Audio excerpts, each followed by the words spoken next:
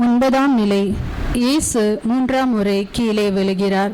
திவ்ய இயேசுவை உம்மை ஆராதித்து வணங்கி உமக்கு நன்றி அறிந்த ஸ்தோத்திரம் செய்கின்றோம். ஏனெனில் புனித பாரமான சிலுவை சுமந்து உலகத்தை மீட்டு ரட்சித்தீர்.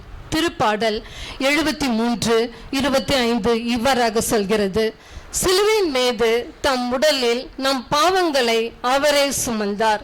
நாம் பாவங்களுக்கு இறந்து நீதிக்காக வாழ்வதற்காக இவ்வாறு செய்தார். அன்புக்குரியவர்களே, இயேசுவின் சிலுவை பயணத்திலே ஆண்டவராகிய இயேசு கிறிஸ்து 3 முறை விடவில்லை. மாறாக வீழ்ச்சிகள் தடுமாற்றங்களுக்கு மத்தியில்தான் அவர் கல்வாரியை அடைகிறார் என்று நாம் பார்க்கிறோம். இயேசுவின் பாடுகளாகிய இந்த 9வது நிலையிலே இயேசுவின் சோர்வு மற்றும் மனித குலத்திற்கு பாவங்களை மீட்க அவருடைய முழுமையான அர்ப்பணிப்பு எப்படி இருந்தது என்பதை நாம் பார்க்கிறோம். ஆண்டவராகிய இயேசு கிறிஸ்து அன்று சிலுவை சுமந்து செல்லும் போது அவருடைய உடலில் தடுமாற்றங்கள் இருப்பதை நாம் பார்க்கிறோம். ஆயினும் தம் உள்ளத்தால் அவர் பாரமான சிலுவையை சுமந்து சென்று நம் பாவங்களின் பாரத்தை ஏற்றுக்கொண்டார் என்பதை பார்க்கிறோம்.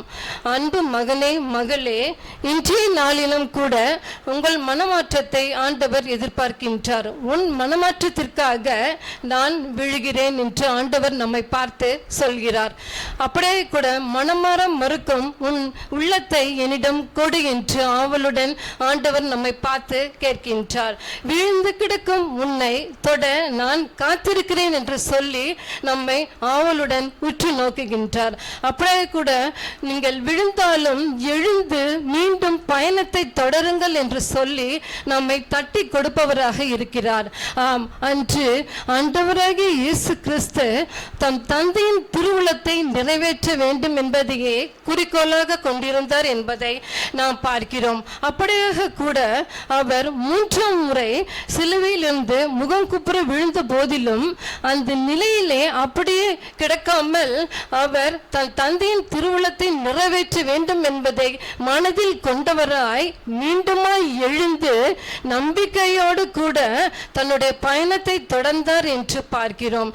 ஆம், அன்பானவர்களே, இன்றைய நாளிலும் கூட நமக்கு எதிராக எழுகின்ற தோல்விகளை கண்டு நாம் கலங்காமல், விழுந்து கிடக்காமல் மீண்டுமாய் எழுந்து நாம் நடக்க, இறைவனை நோக்கி நாம் பயணம் செய்ய ஆண்டவருடைய அருளை இந்த நேரத்திலே நாம் வேண்டுவோம்.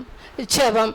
அன்பு தந்தை இறைவா, எங்களுக்காக நீர் சிலுவையை சுமந்தீர், எங்களுக்காகவே நீர் சிலுவையிலே மரித்தீர், அவ்வளவாய் எங்கள் மீது அன்பு கொண்டிருந்தீர் என்பதை நாங்கள் பார்க்கின்றோம்.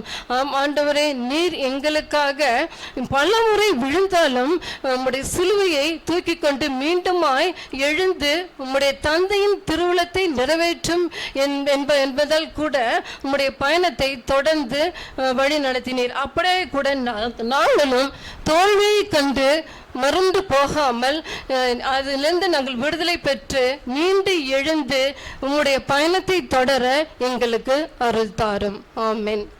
எங்கள் பேரில் தயவாயிரும் சுவாமி, தயவாயிரும். எங்கள் மேல் தயவாயிரும் சுவாமி, எங்கள் மேல் தயவாயிரும். மரித்த விசுவாசிகளின் ஆன்மக்கள் இறைவனின் இரக்கத்தினால் நித்திய இலைப்பாற்றை அடைவார்களாக. ஆமென்.